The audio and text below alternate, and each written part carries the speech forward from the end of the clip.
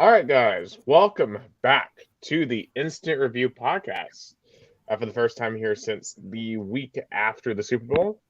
We certainly hope that y'all have had a great last month since we last uh, came to talk to you. And a lot has happened in that month. I'm Nicholas Hill, as always, joined by Conor Kennedy, Leon Taryan, and Oscar Orengo. Guys, we are ready to embark into a much different NFL than the one that we knew.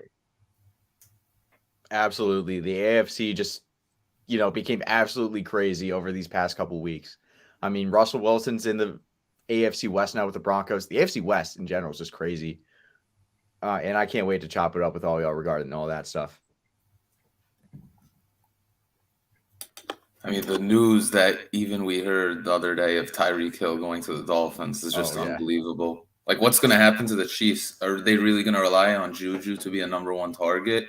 And can Miami even make the playoffs this year? Because it's no excuse at this point. Can Daniel Jones find his stride in his last year with the Giants? Just so many big questions. Will Tom Brady win another Super Bowl? We'll see what happens, but this offseason has been just as crazy as last season's regular and playoff season, in my opinion.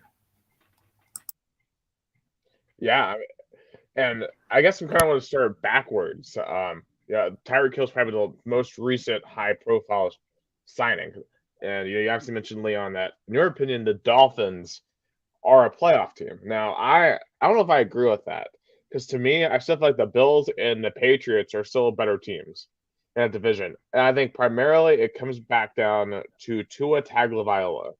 How much do we trust him? Because I do think he has a lot of talent.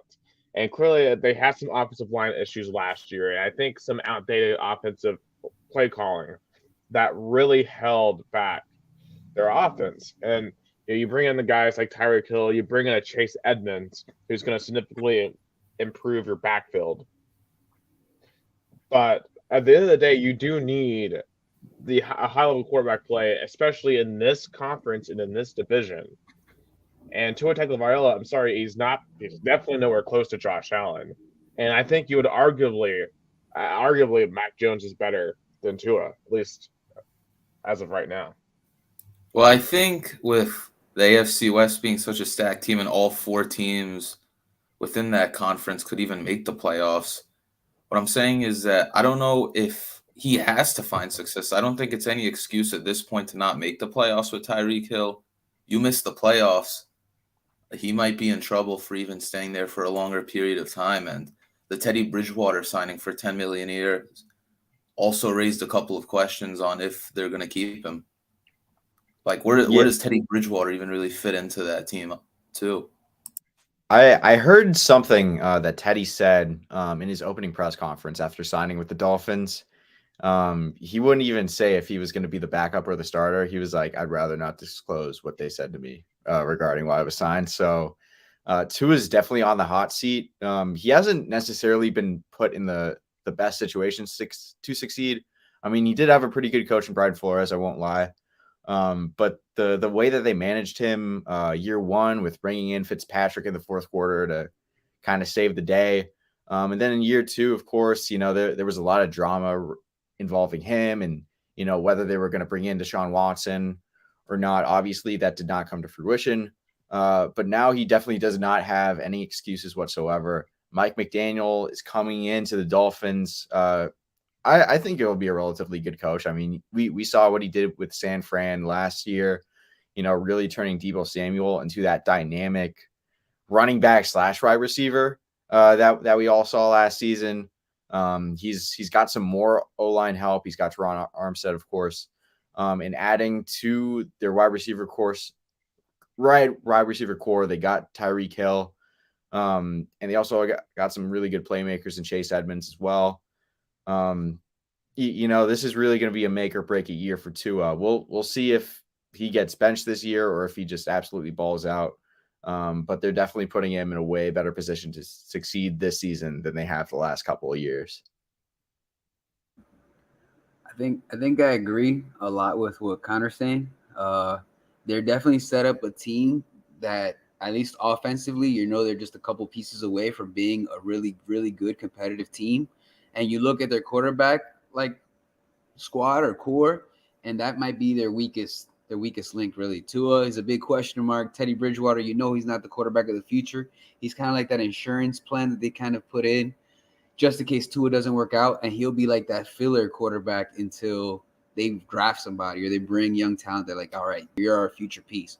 But kind of like what a lot of you guys are saying, they have pieces there, like regardless of who your quarterback might be. You got Chase Edmonds, who's a good running back. They're bringing Mostert back in from injury. You got Tyreek Hill. Obviously, the guy's an all-star kind of guy. Jalen Waddle has talent. Devontae Parker, we've seen him have talent. They just haven't been consistent. And Gesicki, he was a pretty good, decent tight end. He didn't blow anybody away, but nobody as a tight end really seems to blow anybody away offensively, unless your name is probably Kyle Pitts or Derek or Waller. So I think they got a lot of stuff there. I think it's been interesting to see how a lot of teams have been able to get better, and then you have like the dumpster fire of Cleveland. Yeah, I think the Miami Dolphins made a lot of interesting pieces to be competitive this year. I think what's interesting to me, like with the fit of Tyreek Hill, I mean, one of the reasons why I think he was so successful with Patrick Mahomes in Kansas City is the presence of Travis Kelce. Travis Kelce to me is the best tight end of his generation, probably one of the best tight ends of all time, maybe the best tight end of all time. I mean, that's an argument that a lot of people could have. I mean, Rob Gronkowski, Tony Gonzalez. I mean, there's several guys that you could argue for that title.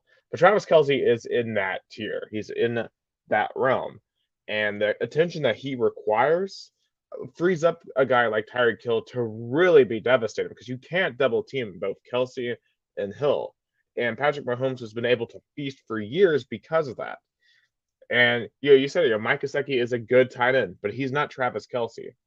However, when you consider the fact that Jalen Waddle, I mean, think about this, he's probably one of the top 5-10 fastest receivers in the league. And now he's only the second fastest receiver on this team. I mean, literally, you got two of the fastest receivers in the entire league on the same team. I mean, the afterburners are going to be in effect. What I'm interested to see is what they do with Devontae Parker. I've heard some rumors that they might try to trade him away. I think that would be a mistake because he's more of a possession receiver and would be a really good complementary fit to Waddle and to Hill. And I think you need one of those possession receivers on this squad to really round out that receiving core. Yeah, absolutely. But I'm just interested because if I head down there, are they going to start putting up more points than last time, or even will the fans start coming out? Because a lot of criticism for the Miami Dolphins fans community is that they only show up to games whenever they start winning. I was at that Dolphins and Giants game where we lost, mainly a defensive game where we lost 20-9, but half of the stadium was people wearing blue. So let's see what's going to happen there. Hopefully some good wins, and hopefully I get to see Tyreek Hill in action. A lot of Mike McDaniel's play calling will probably require a lot of motions from Hill and Waddle in the backfield, but I think that they're probably going to go to a more pass-focused game with Tua. I think this year it has to be make or break for him, because there's no excuse at this point if you can't make the playoffs. You have a winning record, you're just under making the playoffs, but with a young defense and with all those targets, it's no excuses whatever happens this time. Yeah, I think the AFC East here is just going to be really interesting because I think a lot of the attention's on the West and now on the North with Deshaun Watson in Cleveland. But the East, too, is now sneaky good. I mean, outside the Jets, and the Jets have some interesting young pieces. We'll have to see how Zach Wilson progresses as a quarterback in year two. But obviously, Buffalo, to me, might be at this moment the prohibitive Super Bowl favorite, at least in the AFC. And of course, there's a lot of teams you could put in that spot. New England was a solid playoff team last year, so you got Bill Belichick. I believe they have a solid chance to be a playoff team. And Miami, on paper, should have that talent to be a Super Bowl team. Although I will say, I think my number one concern outside of Tua is how does the team react to Mike McDaniel? Because I really do think they were playing really hard for Brian Flores, and the way that whole situation went down and the controversy with the lawsuit off the field, that type of thing could destroy the chemistry of an organization. And I think that's something, if I were a Dolphins fan, I'd be really concerned about heading into this season. Yeah, I think now that there's even more of a quarterback controversy, arguably, within the Dolphins now that, Tua hasn't really proven himself to be the guy. So they brought in Teddy, and he might start some games if things don't go too well for Tua. That'll definitely be a point of concern in that locker room. But in terms of Mike McDaniel as a head coach, of course, we haven't seen him in that type of role yet. But I think he'll fit into that locker room relatively easily.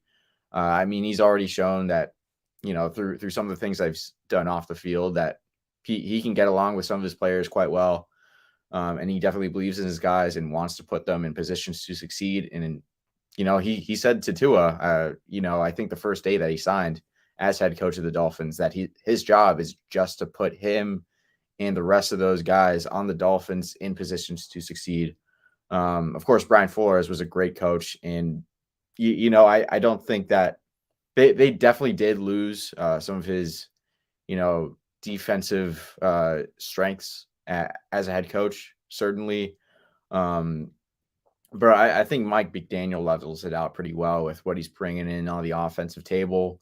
And I think he'll do relatively well. It's certainly tough being a team in the AFC East, considering the Bills are, the cream of the crop in that division. They're pretty easy division winners every year, at least with Josh Allen now. And the Patriots, well, I think they got worse this offseason. They're still a Bill Belichick team. Mac Jones really fits that offense pretty well. And they got some good pieces also. So they're definitely not an easy out whatsoever. And the Jets are becoming more competitive too. They got CJ Uzoma at tight end, which was a pretty sneaky good signing. And they've made some other good moves in free agency too. Zach Wilson showed a little promise last season, and they got a good young core, and they definitely aren't a playoff team, but they'll be competitive for sure. So AFC East is definitely not at the level of the AFC West for sure. But no team in that division is an easy out, in my opinion, at least. Absolutely. It's interesting to see how all those teams do in the draft and how they fulfill their needs. It's kind of moving over kind of geographically over to the next division, the AFC North. Probably the most blockbuster signing in that division was Deshawn Watson being traded to Cleveland from Houston for, 6 different picks. And Cleveland is signing him to a 5-year, $230 million contract. An extremely controversial signing, obviously, with everything that's happened off the field, all the allegations. Of course, Deshaun Watson, including today, has essentially beat all criminal charges. I know there's still some civil stuff out there, but he, as of this moment, looks like he'll be serving no jail time whatsoever. We'll have to wait and see if the NFL potentially suspends him for a couple of games. That is a possibility. And after that, fan base is heavily divided. There's some people who love the signing because Deshaun Watson is the most talented quarterback they've probably ever had. But at the same time, there's some who just can't get behind this guy. Just what are your general thoughts on Deshaun Watson, being back in the league with Cleveland and just how he fits into that division? Yeah, I hated this move for Cleveland, honestly. The way that they treated Baker in this move, he wasn't all that great in 2021. Let's be real here, but I think we can attest a good chunk of that to his torn labrum, which affected his throwing motion so much. I think he'll be a lot better next season on whatever team that he's on. But Cleveland loved Baker even after that whole season. And the way that they just kind of threw him out to the Wolves after that signing, it was really weird. And especially for a guy that has like 22 allegations, like a lot of Cleveland fans hate this move. And it's understandable. A lot of fans jump ship, and these were people who were with the Browns through a 1-15 and an 0-16 season and just a void at quarterback for 2 decades. It's really not worth the cost at all, at least in my opinion, no matter what he brings on the field. It's also all guaranteed money too. He hasn't played in over a year. I think another shocking is, how did they get Amari Cooper for so little for 5th and 6th round draft picks? Like, I don't know what the Cowboys were thinking in that situation. just to pay Michael Gallup, which I'm fine with that signing. But how are they going to respond to that next year? Because not only is the West competitive, but the AFC North will be.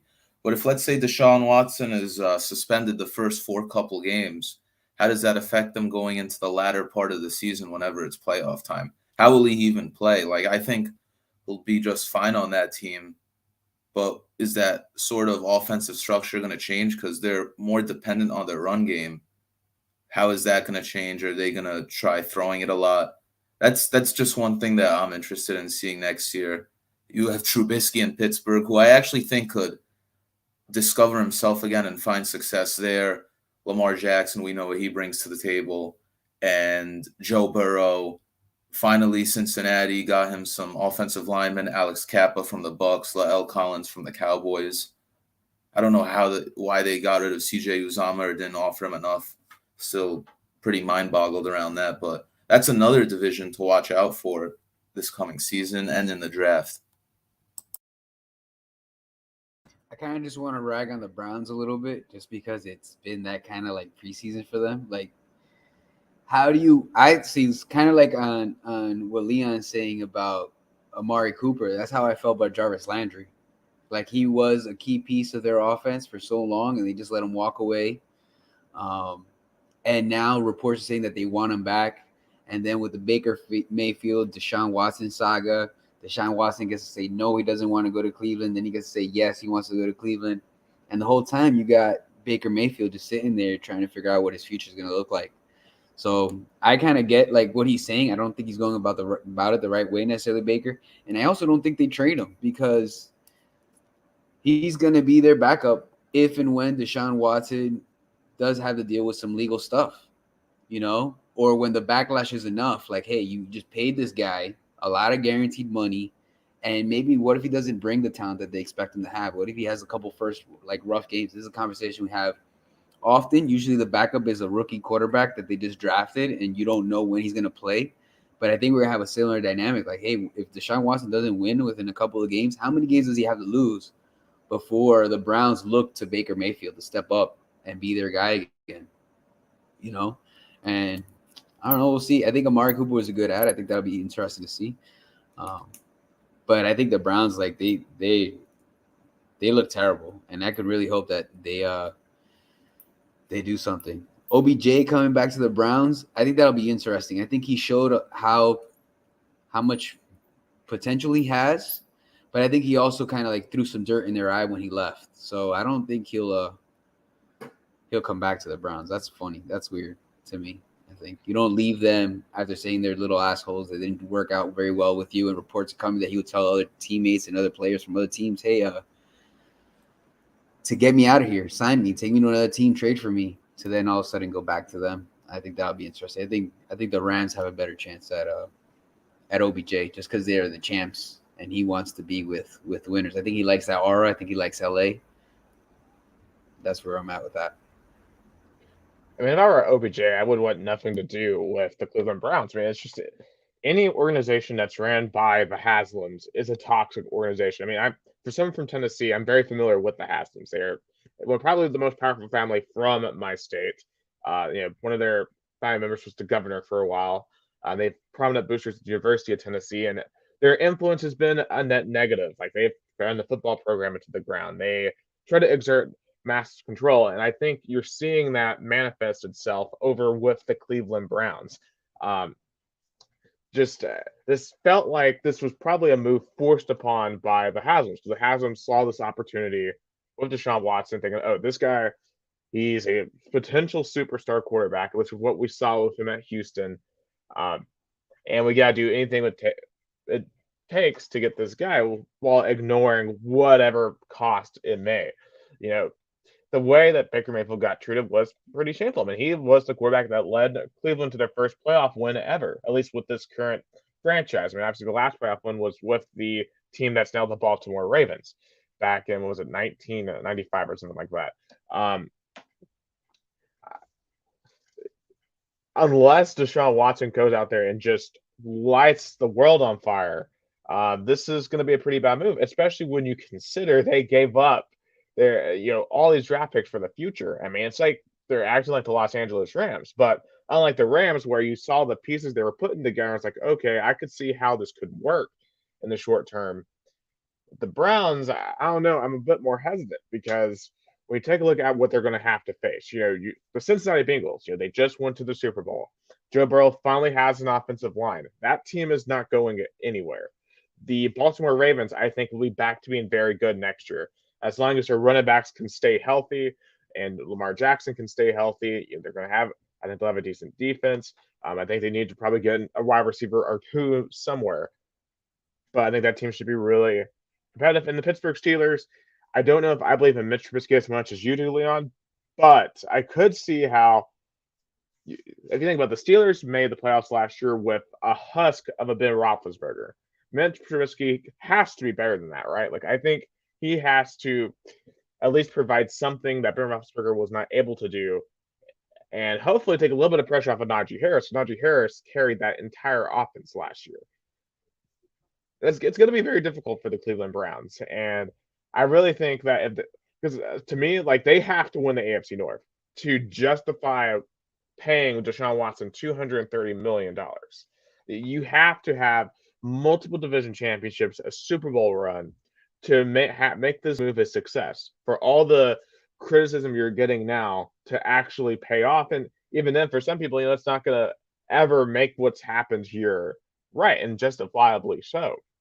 And especially if you don't have any success, then this really, I think, could set back the franchise for years in terms and both on the field performance, off the field support.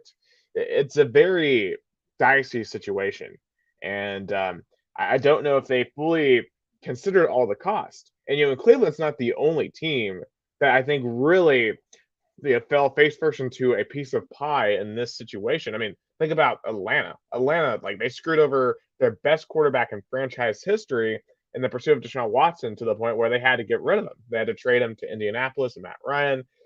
Carolina, they kind of embarrassed themselves. New Orleans kind of embarrassed themselves as well. It reminded me of almost a really bad college football recruitment of like a 5-star quarterback. And one where I don't think a lot of people walked away happy from it at all. If I'm the Detroit Lions, I definitely look into a trade for Baker Mayfield. That's what I'm going to say. I would think that's a great move for them. If you're Carolina or Seattle also, because those are 3 teams where you really have to start making the investment into quarterback. I think one of those teams gets Pickett in the draft or even trades up for him. You might not have to. I don't believe in Drew Lock in Seattle.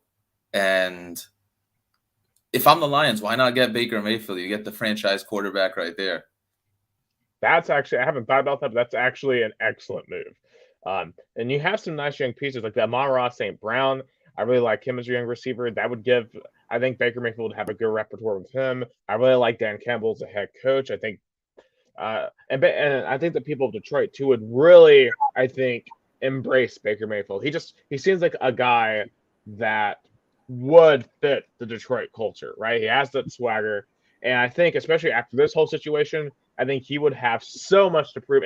Because I think about Baker Mayfield all the way back to his time in Oklahoma. This guy has always worn his emotions on his sleeves, and you're just not going to get rid of this guy that easily. I think kind of jumping on that Leon thing. When you think about that team makeup, it's almost really good. I don't know if Williams is back, but DeAndre Swift is there. Like you said, you have a kind of wide receiver core. I think that'd be a good fit for Baker Mayfield. Doesn't put a lot of pressure on him. The running game is on it. Their coaching staff is really good. Like you mentioned, those players, they play for him. I really like that idea, Leon. I think that's pretty cool. Yeah, Hawks and the Titan as well. That's a good one as well. I was going to say that, but I didn't want to get it wrong. Yeah. I somewhat disagree with Baker going to the Lions personally. I mean, I think he's a good quarterback, but I feel like Jared Goff offers like a similar skill set to Baker at quarterback, and plus they're paying Jared Goff a lot of money still. I think it would be wiser for me if they just kept building, at their deficiencies, whether that's outside linebacker, defensive end, their secondary. In, of course, their wide receiver core, adding on more pieces alongside him on Ross St. Brown. And they could still draft Kenny Pickett or Malik Willis. I mean, they're picking like second overall, and the Jaguars aren't going to pick a quarterback. So he could ride the pine for like a year or so while Jared Goff starts, and then they can move on from there. But I think Baker in Seattle, while they're not built to contend necessarily. I mean, they still got a couple really good wide receivers in DK Metcalf and Tyler Lockett. Rashad Penny's a really good running back. His abilities really got unlocked over the past 5 or 6 weeks in that Seattle Seahawks season. Their defense still needs a lot of work. But ultimately, even if Baker Mayfield's just like a spot starter, he's much better than what you get with Drew Lock. And I think Pete Carroll might be able to get something out of him. And the Panthers apparently don't want Baker, which I just don't really get, considering their quarterbacks are Sam Darnold and PJ Walker. Like, what are you going to win with those guys? I think they draft another one as well, but a lot of narratives being spun around Baker Mayfield, this past year. I don't get it. Yeah, the Panthers have to be drafting. That's the only way that any of this makes any sense for them, because you can't, I think, go out to your fan base with a straight face and say, "Oh yeah, Sam Darnold is going to be our starting quarterback again." Like, at least not without a backup plan. And I think the Panthers, they're picking they're I believe they're in the top 10, so they should be able to get like a Kenny Pickett or a Malik Willis there. So are they 7 or 8? It's something with the Falcons. Because I know the Giants are 5th with 4th wins. The Panthers won 5 games. It has to be anywhere from 6 to 8. I know that for sure. They're picking 6, I think. Yeah, I mean, he's probably going to be available. I don't know if they trade up for him, because the Giants are there, the Jets, the Jaguars, the Lions. I'm forgetting one. You said the Texans, right? That free. Yeah, I mean, they're probably going to keep Davis Mills, so it's safe for them. They don't have to do any trading at all. Yeah, I actually I want to bring them up real quick, because they got a whole ransom of picks for Deshawn Watson. I really think that over the next couple of years, Davis Mills will be very curious to see how much they believe in him. I think he has potential to be a decent starting quarterback in this league. But they have a lot of deficiencies right now in that roster. And since you just unloaded that massive Deshaun Watson contract, you can do a lot in free agency and the draft. If they really approach this offseason correctly in the next maybe 2 to 3, they can really become a competitive team. I mean, they are leagues away from being a championship contender or even a division contender right now. But if I'm the Texans, I like where I'm at right now. Yeah, absolutely. I mean, like you said, there's a lot of deficiencies on that roster. Davis Mills showed some promise within, like, down the stretch in the season. Brandon Cooks is still kind of good, as a good wide receiver 1, but besides Laramie Tunsil, there's a lot of holes on that offensive line for sure. Defensive line, definitely. Ever since they lost JJ Watt, they lost a bit of juice. But thankfully they have a good amount of picks. And even if Davis Mills, as he's going into the 2022 season as a starter, if he kind of loses some of his momentum and he proves not to be the franchise guy, they still have enough draft capital to be able to draft Bryce Young or whatever top quarterback there is going to be in the 2023 draft. So I still don't really trust the Texans to do good things. I'm not going to lie. Just the way that their ownership is right now, as well as how they handled the whole David Coley situation. I think Lovie Smith is probably only going to be there for a year. But if they can figure some things out and, change their organization to, be more afloat, I think that they could potentially, in a couple of years, contend for an AFC South title. And while we're in the AFC South, we do need to talk briefly about Matt Ryan, a longtime Atlanta Falcon, almost led him to the Super Bowl MVP quarterback. He's now in Indianapolis Colts, and he will be the 6th different quarterback in 6 years to start opening day for the Colts. And it's almost like a meme amongst the Titans fan base. There is almost like a cycle now. The Colts get a veteran quarterback. Their fans think they're going to win a division and be championship contenders. Then you get into the season, they're not as good as they thought they were going to be, and at the end of the season, they're looking for a new quarterback. I kind of think the cycle is going to stop here because Matt Ryan, I still think, is a good quarterback. I don't know if he's still the quarterback that was that MVP from back in 2015 and was lighting it up and taking the Falcons to heights they never really had been to before. But obviously he has Jonathan Taylor. That's the best running back he's ever played with. So that's one factor to consider. I don't love their receiving core. I mean, Michael Pittman's a decent wide receiver, and we know what they have on the defense, especially led by Darius Leonard.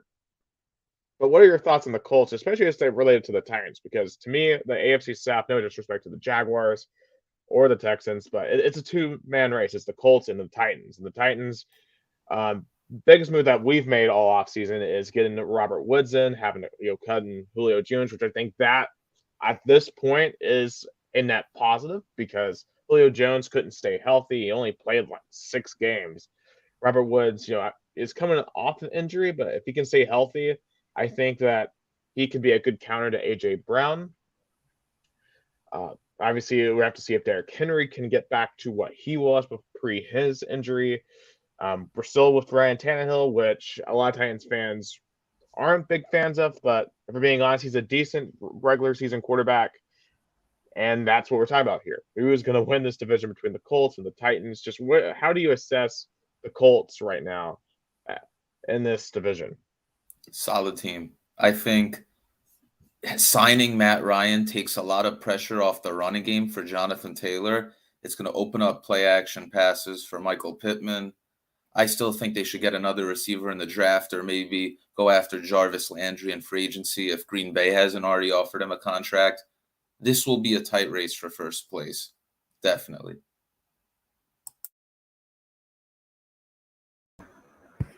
Yeah, but I don't know that either the Colts or the Titans have done enough to set themselves apart from the rest of their division. We know that the Titans did really, really well in the regular season, and then when they got to the playoffs, you just realized they didn't have the pieces because Ryan Tannehill wasn't that top elite talent of the quarterbacks that made it. And you can argue that maybe Matt Ryan isn't that guy either for the Colts, even though he is that seasoned veteran. That's going to bring he might change the culture a little bit. He might be that more of an even keel of a kind of a guy compared to Carson Wentz.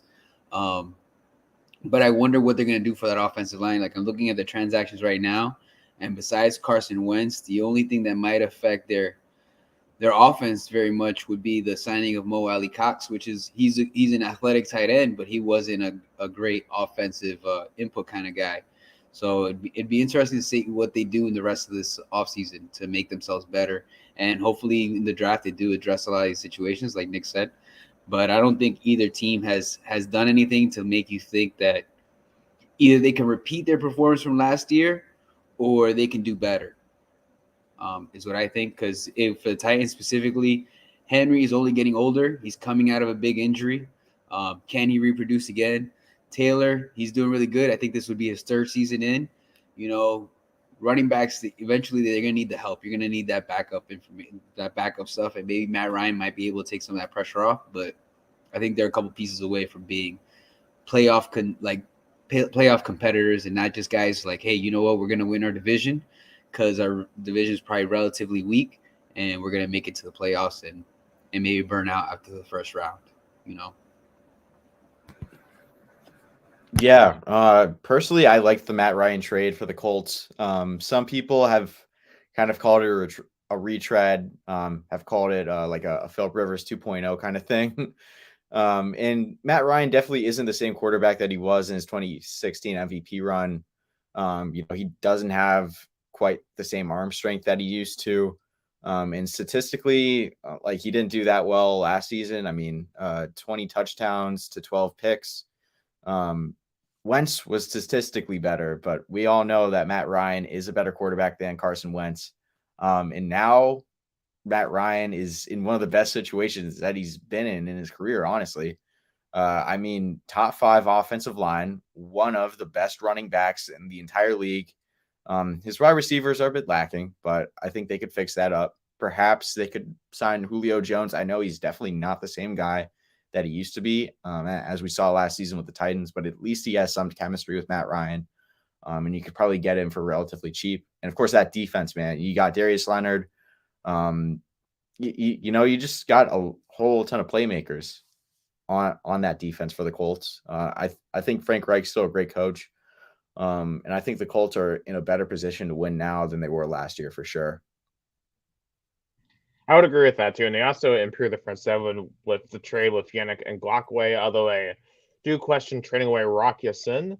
I mean, he did have some tendencies again, PI penalties, but I thought he was a really young, talented corner with a lot of potential. So we'll see if the Raiders can get that out of him.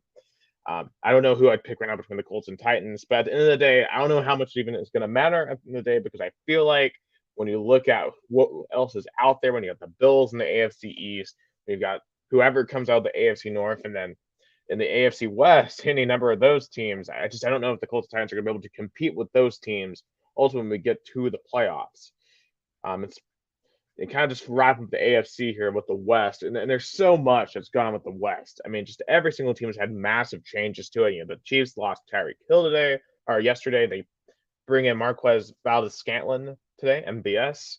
Obviously, the Raiders, they get Devontae Adams, Rock Ya-Sin. They're really trying to load up out there. The Broncos get Russell Wilson from the Seahawks. And obviously the Chargers, we know what they have still with Justin Herbert and Austin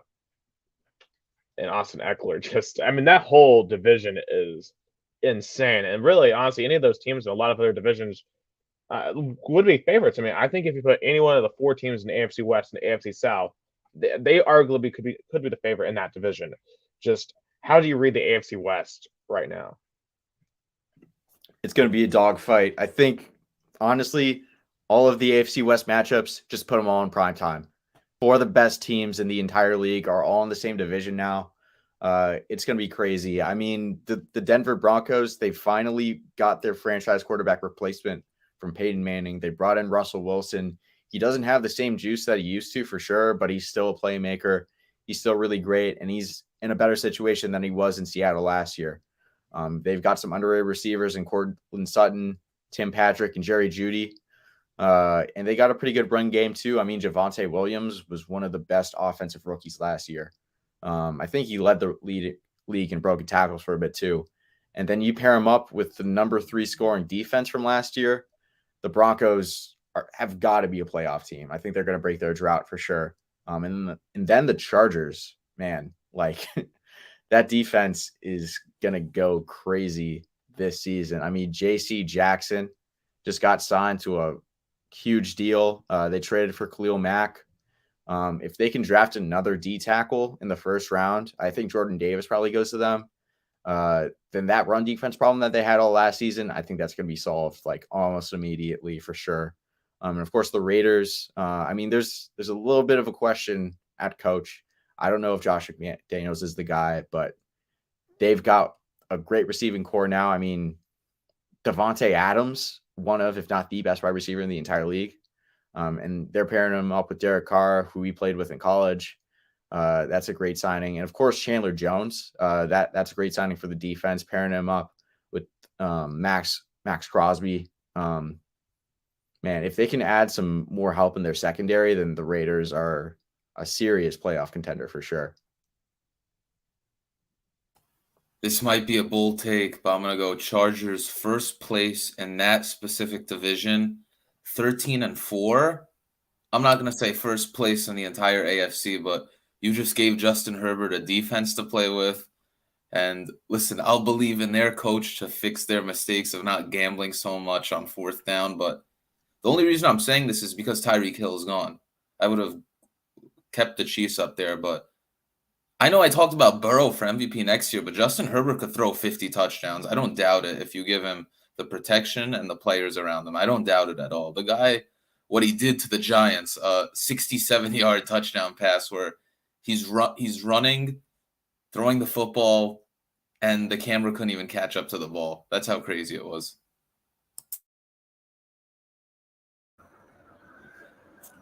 Well, I think the Broncos actually win that division because I think they're the ones. They seem to be like the most.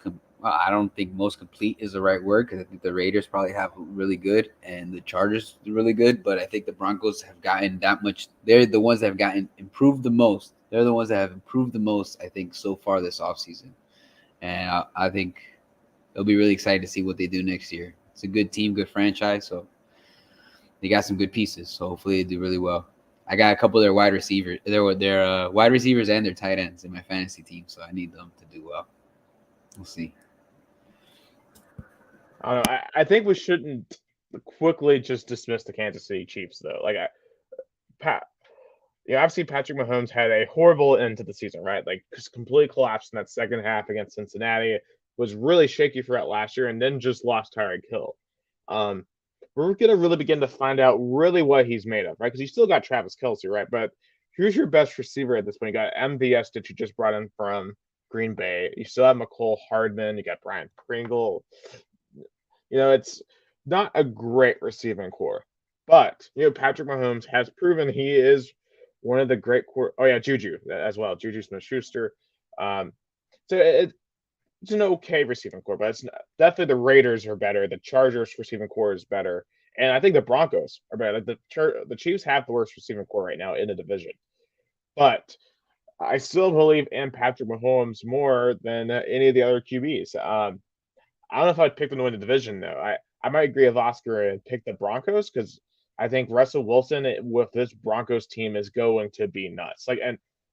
As much as Justin Herbert could be an MVP candidate, I think Russell Wilson finally could get some MVP votes this year. That's been a narrative how he can't get an MVP vote, but he could totally do it on this team. And obviously with what they have on defense, like Bradley Chubb, I really like the Broncos as well, but the Raiders as well. I mean, it just every single one of these teams.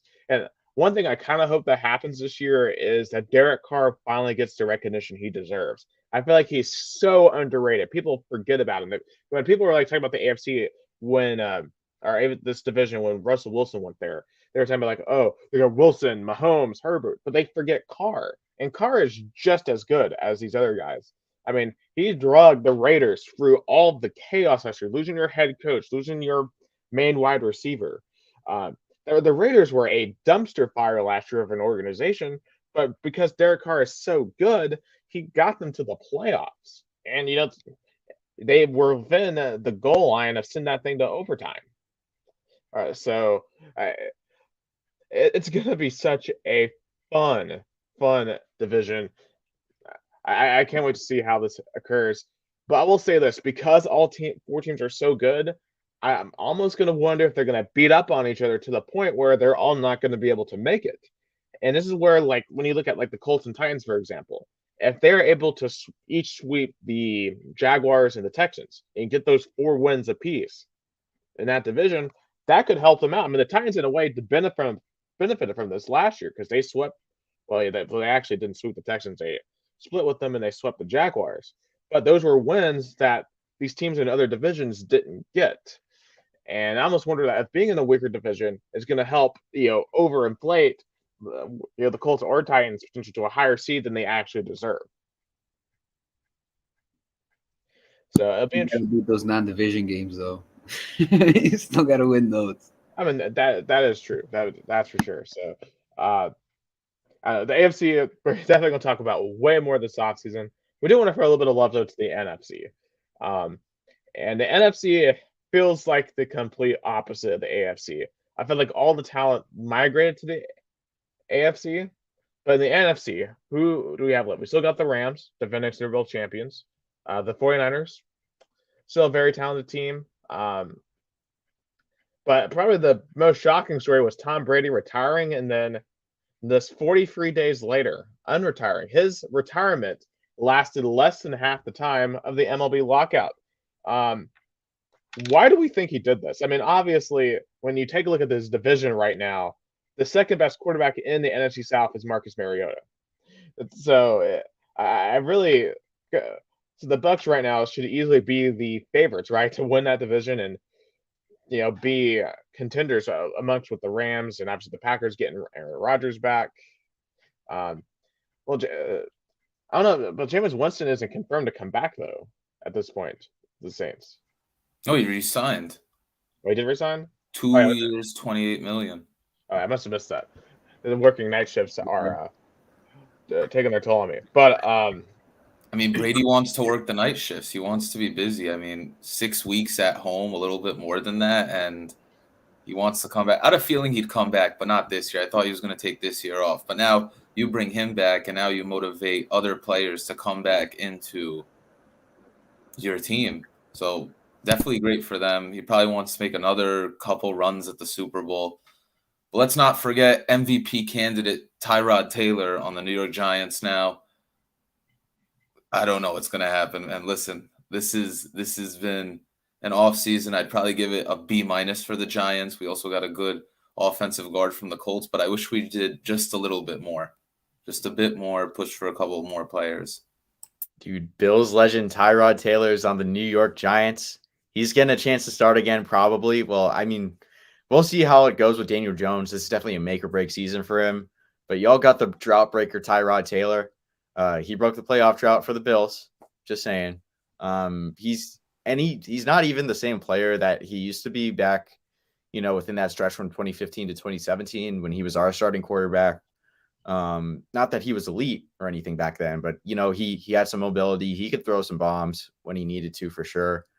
And he's still a high football IQ guy for sure. He doesn't turn over the ball too much. I think it was a pretty good signing by the Giants. I think the only reason why he had so much money, considering for a backup quarterback, is because I think he'll probably start some games for the Giants.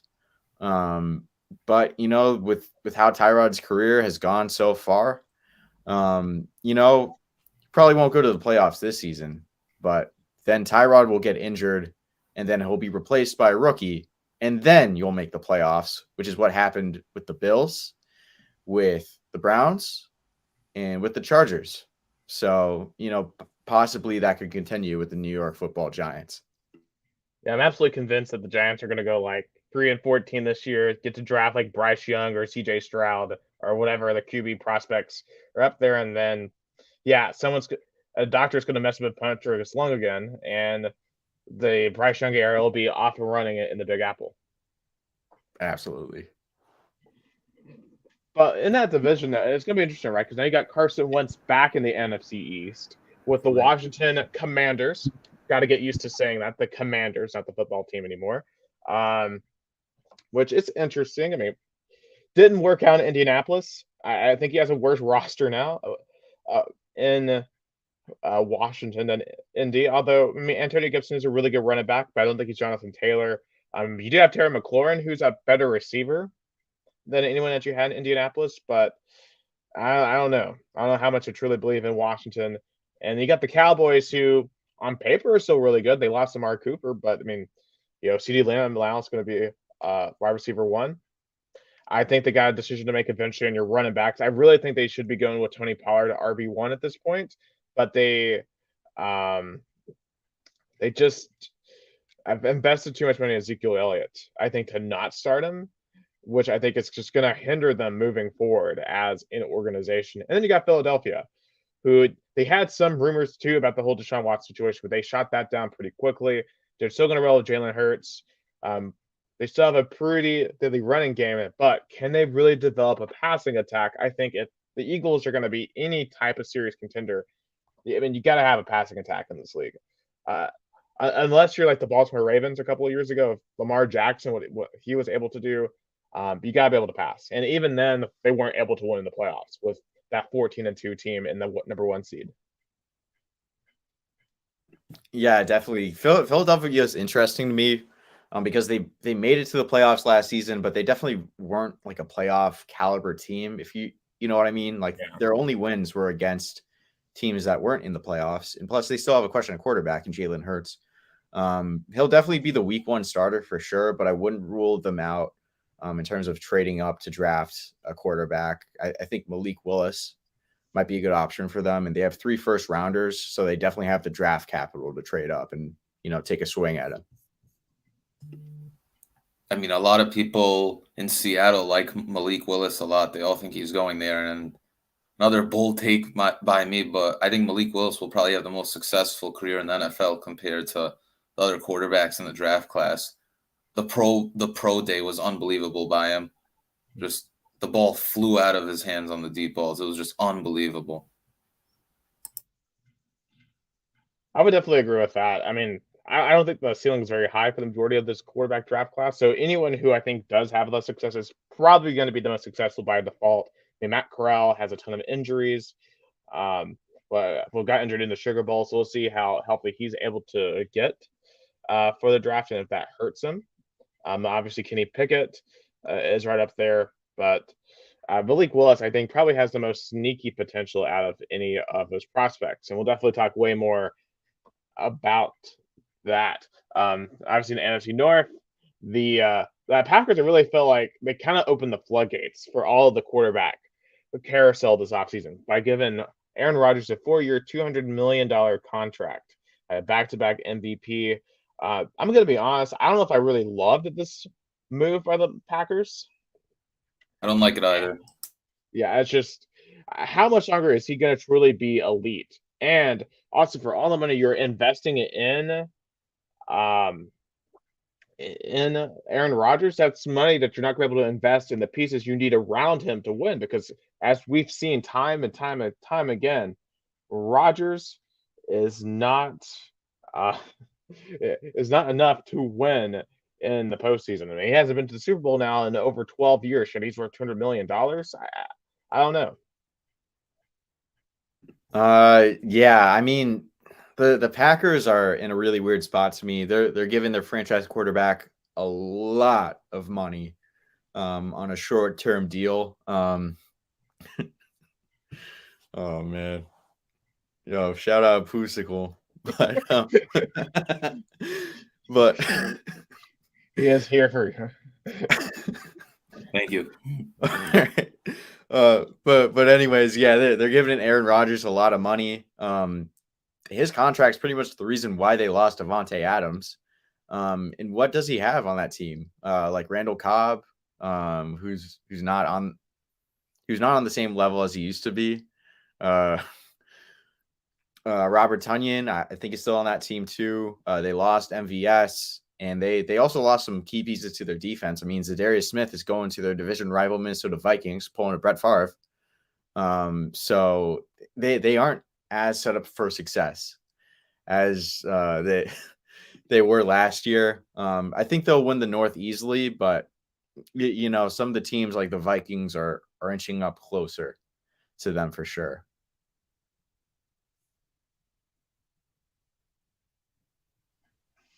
Yeah, and when you look at the rest of the AFC, rest of that division, the Vikings probably have the best chance right now at the Packers. I mean, obviously, getting Zadarius Smith is a huge boost to that defense, and that's definitely where they needed to focus their energy on in this offseason. But do we think, that's enough, or do they need more?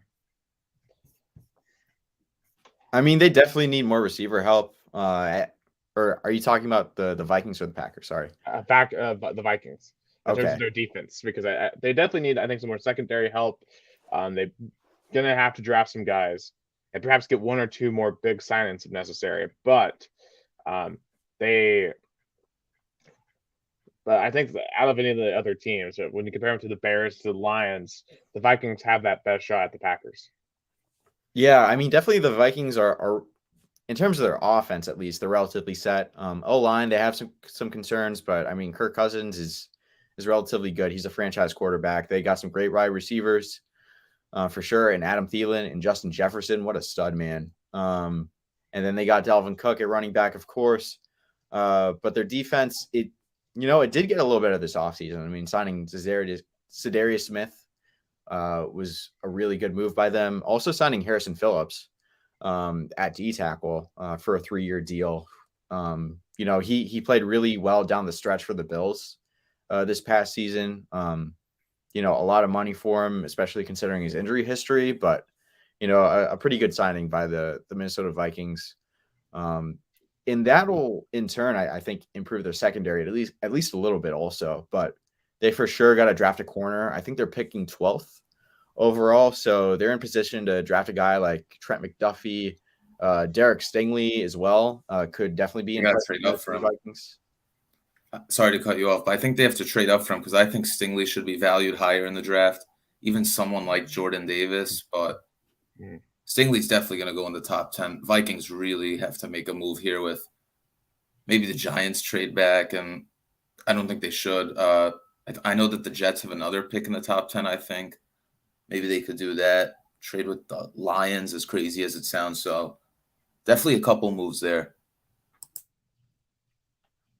Yeah, I'll say it's definitely Jordan Davis and Derek Stingley are two of my favorite draft prospects in this because of the talent that they have, the impact that they had in college, and I think what they could bring to the NFL. All right, so it's time to start kind of wrapping this thing up. Just right now with where we're at, what things are you looking for here the next week or two as we start really getting into draft mode? What transactions do you think we're going to see? Are we going to see any more big trades, any more big signings? What do you have your eye on right now? There's still some relatively good free agents out. I'd say the top ones, at least at this moment, are OBJ, Tyrann Mathieu, and Stephon Gilmore. I think Mathieu and Gilmore might go to the Raiders. I've heard some rumors about Gilmore going to the Chiefs if he lowers his contract expectations a little bit. And then OBJ, we've heard a lot of smoke about him potentially coming back to the Browns. I think he's definitely looking around at other options besides the LA Rams. I mean, of course, the Rams will bring him back easily, but he could fit well in almost any team, honestly. I think he revitalized his career with the Los Angeles Rams. I think it would be a great fit to just come back there. But, if he can get a bag somewhere else, I think he should go do it.